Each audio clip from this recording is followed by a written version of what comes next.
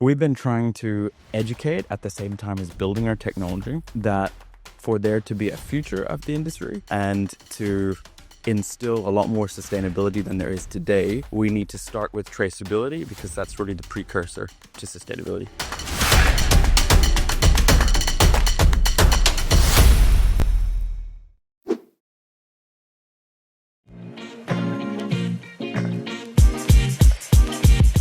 Hello, and welcome to a special episode of Lucidity Insights, the Startup Spotlights. I'm sitting here with co-CEO of Seafood Souq, a Dubai-born local startup here, Scott Chambers. Nice to have you with us. Thanks for having me. Good to be here.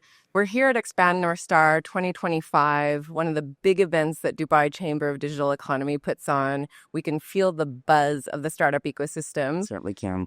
You've been part of Seafood Souq for how long now? Going on 7 years since inception, almost, yeah. And even though you're a Dubai kid, so you have that background, but you've seen the startup ecosystem evolve here over the last few years. What does it feel like being here, being part of that startup ecosystem, and what have you seen change over the last few years? I think the rate of change and the amount of it is just staggering. Yeah. It's so exciting to be part of this city now that is being recognized on a world stage as a melting pot and an ecosystem for really innovative companies coming out of here.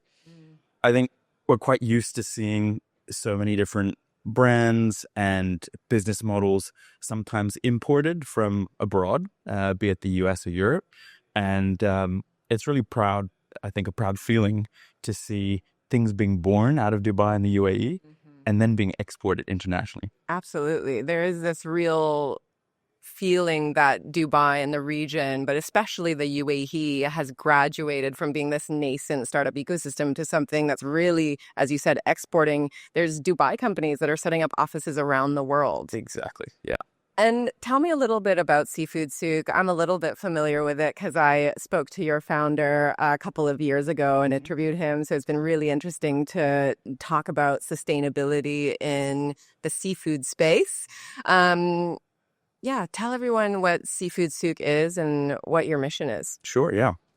So Seafood Souq is a company that was born to help build a better blue economy using technology to create more transparency and greater efficiencies in seafood supply chain. Now, just to put that into a bit of context as to why that's important. Now, what's the problem you're trying to solve here? Yeah, okay. A massive one, because the seafood industry is enormous and one of the oldest in the world. It is a $2 trillion industry annually. It employs over 600 million people. Whether that's aquaculture or wild-caught seafood. And it is now currently feeding over a third of the world's population that rely on seafood as a source of protein.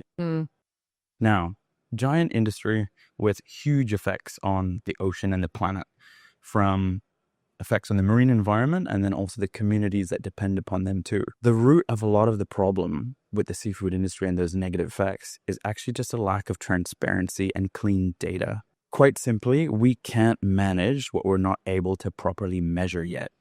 And being as old as it is and the nature of the industry, it's actually almost, the opaqueness has been ingrained into that industry. Just protecting relationships, intentionally trying to be less transparent in order to perhaps, protect conventional models and systems and things. So we've been trying to educate at the same time as building our technology that for there to be a future of the industry and to instill a lot more sustainability than there is today, we need to start with traceability because that's really the precursor to sustainability.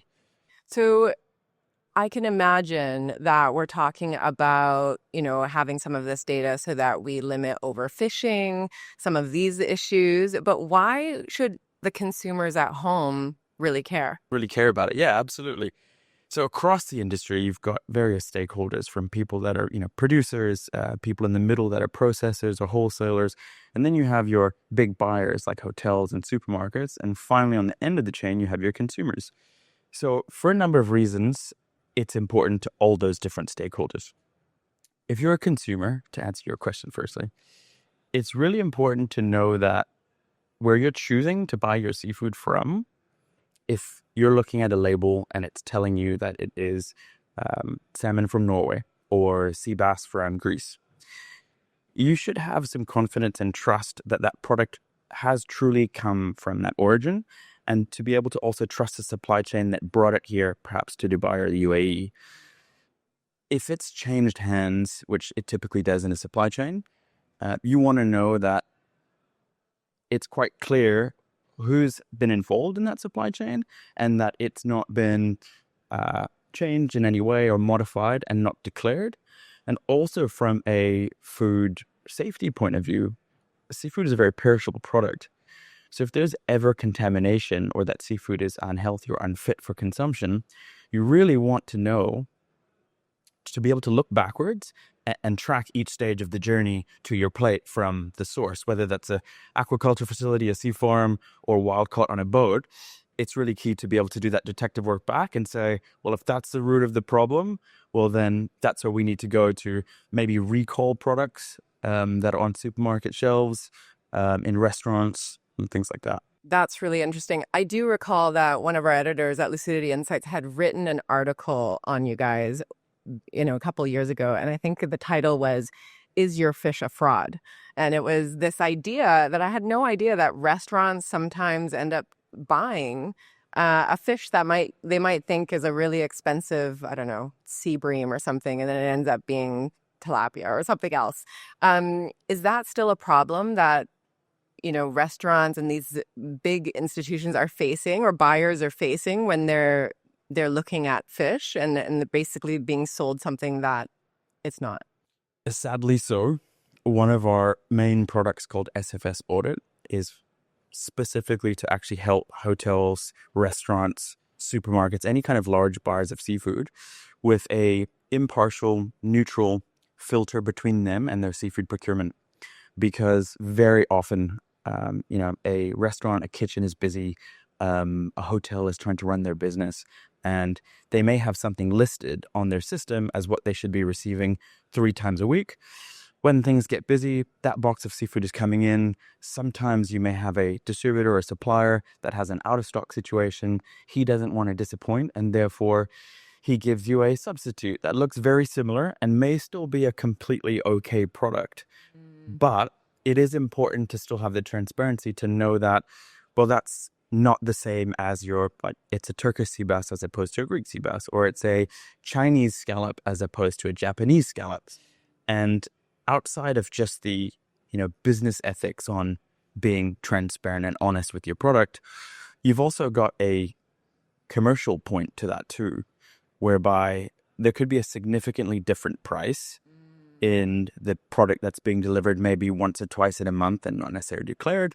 And it's quite key to actually pick up on that to be able to keep that open and honest relationship with all of your suppliers. So we're very sensitive to the fact that we do not want to police things or be biased in any way to kind of prefer one supplier over another. However, we do believe that there's a lot of value in giving you an overview across everything that you're purchasing, and knowing that on every delivery, you can look back and guarantee that supply chain and the origin. So tell me how this works, because I imagine, this is not like a box of T-shirts where there's a barcode and we can kind of scan it and figure out its whole, where the cotton was picked and all of that. Sure. How are you guys tracing fish? Okay. There's only a small amount I can actually reveal, because that would be too much secret sauce otherwise. Right. But I will give you an overview of it. Yeah. So this is about taking supply chains, and seafood is one of the most complex across all food groups, because you have over 2,300 different species of seafood. And with all of those kind of comes its own unique and nuanced supply chain. So, pulled and line caught tuna coming from South Africa is going to be a different supply chain to an aquaculture farm in Turkey, right? It's going to have different local regulations on what certifications required. And along the entire supply chain of seafood, you have critical tracking events catch being one of them if it's wild caught. And within each of those critical tracking events, you also have key data elements. That's according to a standard called the GDST, which is a global dialogue on seafood traceability. And it's a universal language on how to measure traceability in seafood supply chains. So what we do is we collect as many of those KDEs as possible for that supply chain. And depending on what the KD is, we actually give a certain weighting to how much, I guess, sustainability and impact importance each one of those KDEs has. As an example, the catch method, whether you're using pole and line, rod and reel, or you're doing per seine nets or gill nets or bottom trolling, they all sit on different ends of the sustainability spectrum. And we'll give a picture to our client as to how traceable it is, first of all. So how much data we've been able to collect through that supply chain, how much information is disclosed from the supplier at source, and then across a scale, how possibly sustainable is that? And that's also down to the buyer themselves to actually make the, I guess, guidelines or policies on whether certification is important to them, whether they want MSC certification or ASC, whether they want to source in a certain diameter locally to their region, whether they want to say no to certain catch methods, and all those kinds of things. I noticed that, I don't know if this metric is up to date, but you guys have fundraised about $500,000 in the past. Quite a bit more than that. Quite a bit more. Are you happy to actually, no, it's what you guys have disclosed publicly is 500,000, but you guys have a number of undisclosed rounds. I'd have to question your source on that, because I'm curious to go back and look at it just to see how up to date or accurate it is. Okay. Yeah. Have you guys publicly disclosed how much you've fundraised so far? We haven't actually publicly disclosed that. No, not. Is there any reason as to why I always ask startups, why don't you disclose how much you've fundraised? We wouldn't have any issue to do that, actually. I just don't think it's something we've chose to put on our website or things like that so far. Okay. But there are actually probably publications and interviews where my co-CEO has spoken about that. And it's not something we need to be so secretive about. Okay. And we'll actually be coming into a new raise round quite soon. Are you going into a Series A? Series A2, actually. A2. So our investors like to call it. Okay. And can you tell us how much you've raised, or a ballpark figure? I can give you a ballpark, yeah. Okay. It's approximately $10 million since inception. Okay, yeah. Fantastic. And we will be going out with the raise probably for a minimum of $5 million in this next A2 round. Okay. Yeah. And what is it that, we have a lot of founders, wannabe founders who listen in, tune in, and they want to learn from startup founders like you guys. In this whole fundraising process, a lot of startup founders say, I can't build unless I get capital. Mm-hmm. And I'm curious, when did you guys know that you had to go out fundraising, and how was that process for you? Because it was a few years ago that you guys did this. It's a very different climate to now. Absolutely, yeah. And I think depending on the sector and the industry and where that is as a whole, you're going to have a different journey and perhaps different challenges when it comes to that fundraising, depending on how early you are in your business. So for us, one thing I can say is I know 6.5 years ago now, the industry was in quite a different place, whereby technology was still somewhat new. There was a lot of work in terms of the education on how technology can add value to products. It's not going to be a hindrance. Quite often old industries are met with a little bit of skepticism behind anything new. Seafood in particular, actually, whereby, processors, fisheries, they have a hard enough time just making it in the industry with complicated supply chains, slim margins, lots of competition. So the conversation around technology is, from an older seafood industry player, maybe, I have a hard enough time just getting my price, margin, and quality right with all the competition. So how does this work for me? And coming from 6.5 years ago now, where we actually started with quite a lot of trading to understand the market of seafood, speaking the same language of people in the industry, and then weaving in how technology was actually a value add and super important for the industry as a whole, for sustainable future generations. Today, that awareness behind how critical and key traceability and technology is, from time saving, from efficiencies, cost savings as well. When we can create efficiencies using technology, we can then actually redistribute that value, sometimes more ethically in the value chain.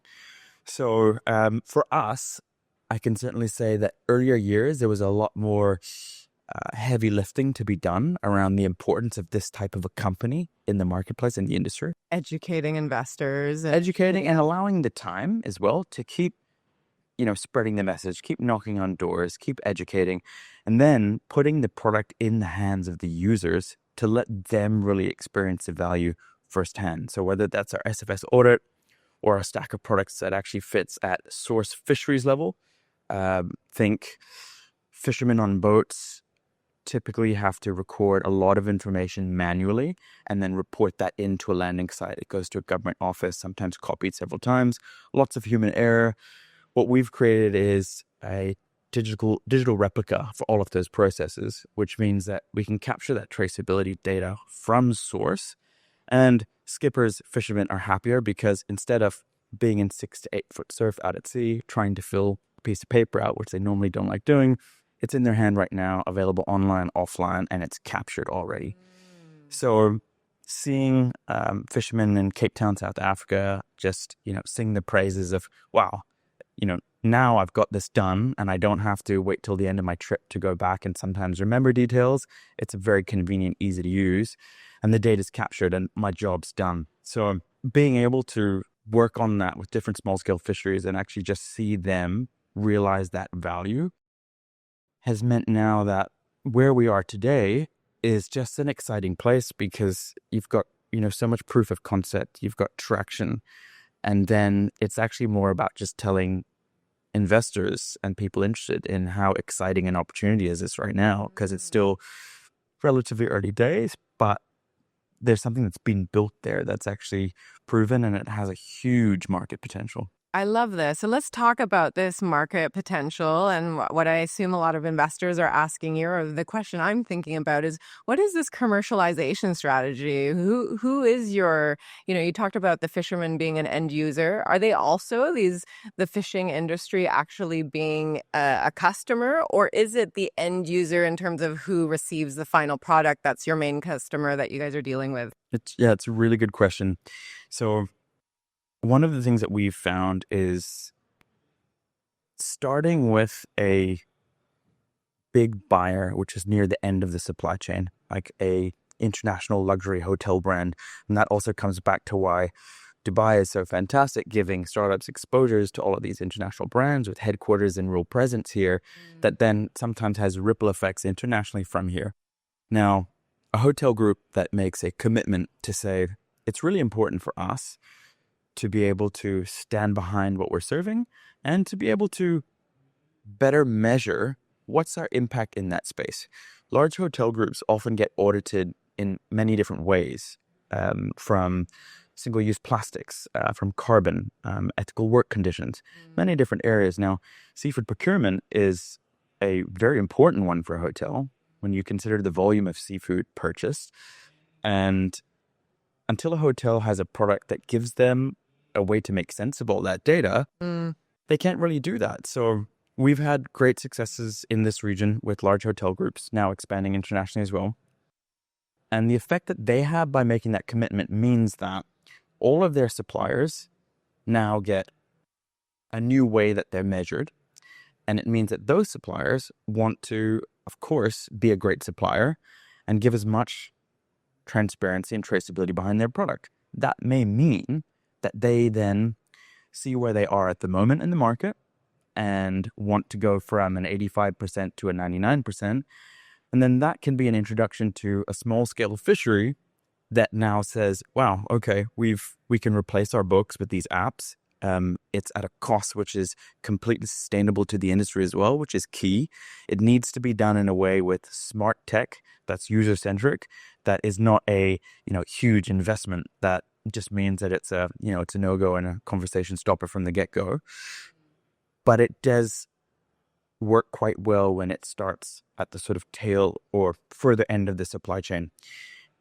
One other part to that too is when you see suppliers that are trying to access a new market. So a fishery from Indonesia that needs a certain degree of traceability to meet compliance in the US or Europe. And all of those things are also very helpful tailwinds for this movement towards more transparency. When the US FSMA mandates a new regulation for a certain level of traceability, that also then helps the entire movement towards more transparency. But yeah, fisheries, aquaculture as well. There's a lot of aquaculture exciting time in the UAE around that as well. When they realize the added value that telling the story of their product to their end consumer, then that also can be a great driver as well. So I'm hearing that there is definitely a, you know, brand marketing, commercial application for big hotels, big restaurant brands that really want to own the origins of where their seafood is coming. But I'm also kind of hearing that there could be some policy shifts that are really supporting and might even mandate traceability products and solutions such as yours in the future. From visiting conferences around the world, the major seafood events in Barcelona, Boston, Vigo, Spain, just the other day, actually, you are seeing more and more conversation and awareness and importance being placed on this place of transparency in the industry. So I think absolutely. The US has been the first to publicly declare that whilst it was going to start at the beginning of 2026, I think they have allowed a little more time, and that's pushed out to 2027. Europe has indicated following suit thereafter as well. And then in the UAE, coming back here, we've just recently, there's quite exciting news, signed an agreement with the Ministry of Climate Change in the UAE. Congratulations. Thank you very much. And this is to digitize all local fisheries here and create a brand for UAE caught seafood or aquaculture here in the UAE. And that's a really proud mark to be able to start putting on this fishery sector here. And I know that all the hotels and restaurants, they've always wanted to actually source more local, but there's been challenges that are, similar to many parts of the world with small-scale fisheries, whereby there is a, degree of lack of infrastructure and traceability and having that provenance and just the data behind, what you can go down to the market and find if you're a chef to a high-end restaurant. When I have conversations with chefs now and I show them that we've got the data looking back retrospectively and can show them for 6 months of the year, these are, consistent levels of kingfish, of hamur, of sherry, red snapper. They've never had that picture before. And the government here, just like many governments around the world as well, struggle with having to sometimes take stock, look back 3 years retrospectively and patch together a picture of what that looks like. We're putting the tools there now to actually capture all of this data live. So the data is there when they need it. And quite often to make a meaningful, good decision, it's about having the information at the right time. And now that's pictures being created. So extremely excited about that right now. Very exciting. And I love that you guys are representing Dubai and the UAE. And I'm wondering, as you're mentioning all of these conferences you're going to globally, how is it received that, this beautiful sustainability focused, transparency focused startup is coming out of a place like Dubai, backed by the Ministry of Climate Change, or having, the Ministry of Climate Change back you? What's the response you're getting? I like that question too, because the UAE maybe hasn't been famous for the seafood industry today, even though we import a lot of seafood and have a growing, fantastic seafood industry locally. But I think that maybe 20 years ago, if you were saying that at a conference, people would, maybe want to know a little bit more and have their reservations perhaps. Today, there's not an eyelid batted because the UAE is seen as such a leader in terms of innovation. Second to that, we sit so centrally geographically that because we do business across the world, we've got clients in the US, clients in Africa and in Asia, we actually overlap and cover so many time zones throughout one working day here. So it actually makes sense how central we are. The connection between East and West too, with the amount of seafood trade that happens. We're also a bit of a gateway and, increasing kind of significance to this part of the world. as we kind of move forward at the moment. So Absolutely. And it sounds like this Ministry of Climate Change isn't the only one backing you. I've just heard that you guys are part of the Dubai Founders HQ. Tell us a little bit about this initiative that the Royal Highness sort of announced a few weeks ago. yeah, exactly. So very proud and honored to be selected as part of 30 members, I think, of Dubai startups. And this, the Dubai Founders HQ is an initiative from Department of Economy and Tourism, and I think Digital Economy Department as well, to create a physical space, a home for startups and scale-ups in the city. I think putting that pool of talent together to, share information and resources and, to connect with other startups and scale-ups where maybe similar challenges are being faced, to make introductions. The facility is phenomenal. We had a chance to actually just go there a couple of weeks ago now, and really looking forward to using it as a second office, second home, a couple of times a week, as well as holding events there too. It's an amazing space. So exciting times. Yeah. Very exciting. And you mentioned that you're going to be probably fundraising a Series A2 correct. very soon. Mhm. What do you plan on doing with that capital to scale? What's the next big thing for Seafood Souq? So yeah, we're in an amazing position right now whereby we're not raising because we need to raise. It's not out of necessity. Again, earlier, startups and things, that's often the case, as you mentioned. We're just at a very exciting place right now whereby we see huge growth potential in our products, implementing a lot of agentic AI right now as well, which has meant that our scalability has just grown exponentially. So investment into that, investment into also the data aspect of our business too.